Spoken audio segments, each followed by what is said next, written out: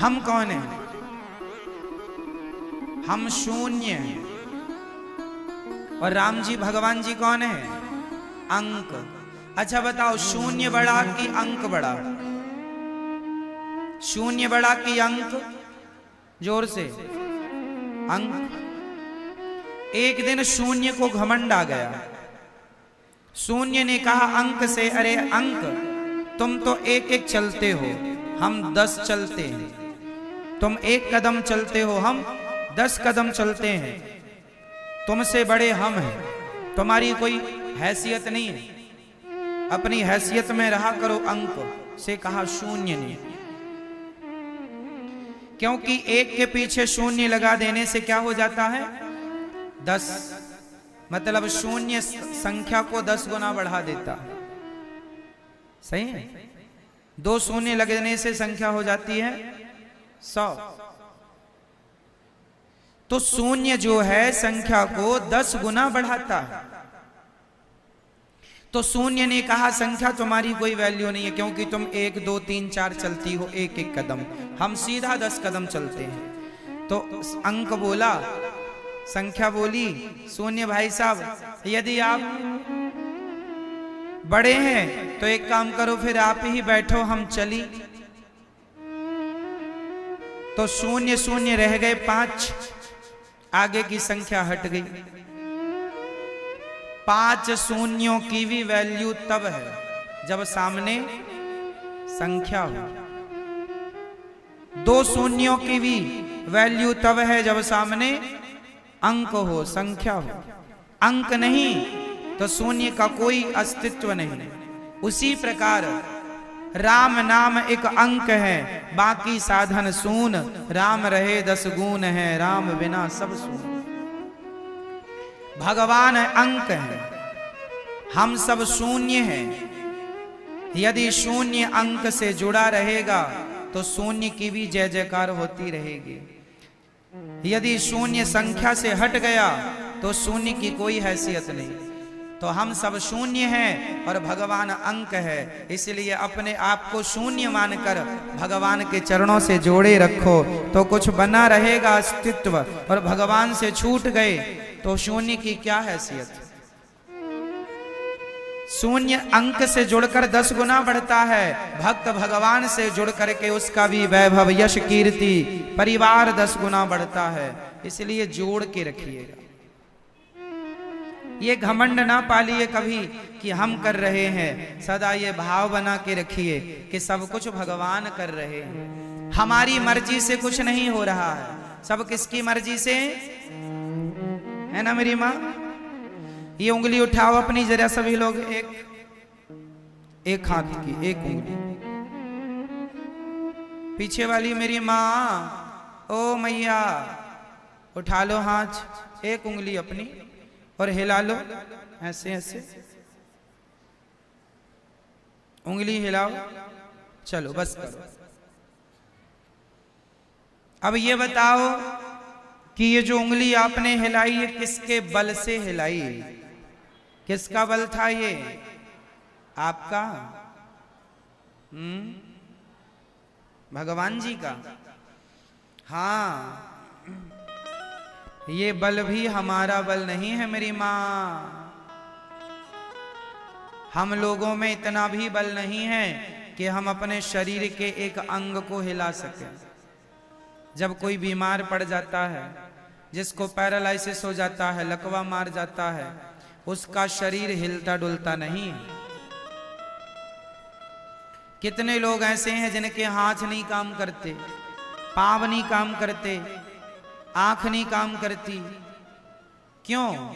जब तक भगवान चाहेंगे तब तक वाणी काम करेगी, जब तक भगवान चाहेंगे आंख काम करेगी, भगवान चाहेंगे तो कान काम करेंगे, भगवान चाहेंगे तो हाथ काम करेंगे, भगवान चाहेंगे तो पांव काम करेगा, भगवान नहीं चाहेंगे ना तो शरीर होगा। रखे रहो अपना शरीर, कोई पार्ट्स काम ही नहीं करेंगे। जिसे कहते हैं पैरालाइसिस हो गया, लकवा मार गया, आधा शरीर काम नहीं करता। क्यों नहीं करता? जब तक भगवान की इच्छा है काम करता है, इच्छा नहीं है काम नहीं करता। ये शरीर भी तुम्हारे हमारे हिसाब से नहीं चलता, ये शरीर भी भगवान की मर्जी से चलता। हमारे आपके हाथ में कुछ भी नहीं है मेरी माँ, कुछ भी नहीं। इसलिए व्यर्थ का घमंड ना किया जाए किसी चीज का, व्यर्थ का अभिमान ना पाला जाए किसी चीज का। माल खजाना को तो छोड़ दो मेरी माँ, ये शरीर भी अपनी संपत्ति नहीं। हम आप सब मरेंगे ना तो ये शरीर भी छोड़ के जाना पड़ेगा। इसका अर्थ यही है कि हम घमंड किसका करें। ये उंगली भी हम अपने बल से नहीं हिला रहे, इसमें भी भगवान की शक्ति है। जो बीमार पड़ जाता है, कई बार आप इतने बीमार पड़ जाते हैं कि आपको हाथ पांव हिलाने की भी हिम्मत नहीं बचती। आप लोग कई बार कहते हैं हमारी आंख खोलने की हिम्मत नहीं है बीमार पड़ने पर। ऐसा होता है कि नहीं कि आंख खोलने की भी हिम्मत नहीं है। तो ये जो हिम्मत कह रहे हो आप, ये हिम्मत कहां से आ रही है? कौन है ये आंख खोलने की हिम्मत देने वाला, चलने फिरने की हिम्मत देने वाला? तो क्यों हम ये कहें कि ये सब हम कर रहे हैं? हम कौन हैं ये बताओ, हम कौन हैं? कौन है आप? आपका परिचय क्या है? कौन है आप? कुछ भी नहीं है हमारा अस्तित्व, फिर भी हम लोग अपनी डींगे मारते फिरते हैं। हम ये हम वो ना, कुछ नहीं है। अभिमान त्याग दो, मिटा दो। जब हमारा शरीर पूरा हो जाता है, जब मृत्यु आती है ना, तो हम लोग जल जाते हैं। और जलने के बाद क्या बचती है हमारी? जोर से, सिर्फ राख। कितने रुपए के घड़े में आ जाती है? बोलो। मैया 25 गया जमाना, 25 वाला 50 हो गया, महंगा हो गया घड़ा। 50 रुपए के घड़े में तुम्हारी पूरी राख आ जाएगी। जो बड़ी बड़ी बातें करते थे, बड़ी गाड़ी बड़े बंगले का बड़ा रुतबा दिखाते थे, बड़ी अकड़ दिखाते थे, उड़ रही है तुम्हारी राख। 50 रुपए के घड़े में पूरी की पूरी, है ना? जब तक जिंदा थे तो कितना सामान था, मर गए तो मुट्ठी भर राख रह गई है। ये सच्चाई है।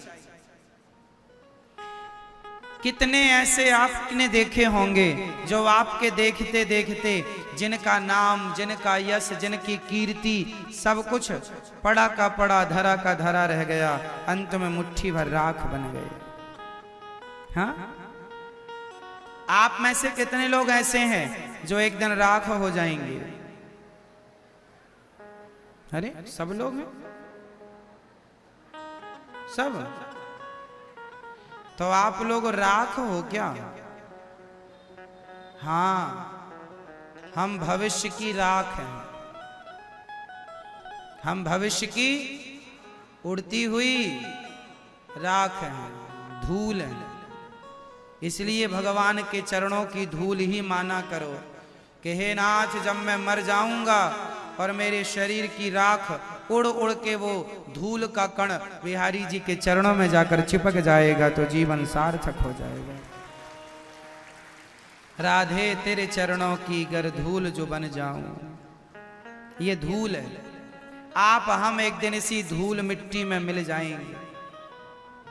आज नहीं कल, कल नहीं परसों, 2030 तक नहीं तो 2040 तक, 2040 तक नहीं तो 2050 तक, 2050 तक नहीं तो 2060 तक, 2060 तक नहीं तो 70, 80, 90 तक। और बताओ क्या बोल दें हम? पार करा दें 2000 को? नहीं, ये सच्चाई है। अब बताओ, जब हम राख हैं भविष्य की मुट्ठी भर, तो अब एटीट्यूड किसका करें, घमंड किसका करें? हम बताओ, झगड़ा किससे करने जाएं? अब किससे लड़ें? ये शरीर हमारा झगड़ा करने के लिए नहीं मिला, लड़ने के लिए नहीं। हम किस किस के दोष देखें? इसलिए अपने दोष देख लो और भगवान के गुणों में मस्त रहो। भगवान जैसा कोई गुण ही नहीं, और हमारे जैसा कोई दोषी नहीं।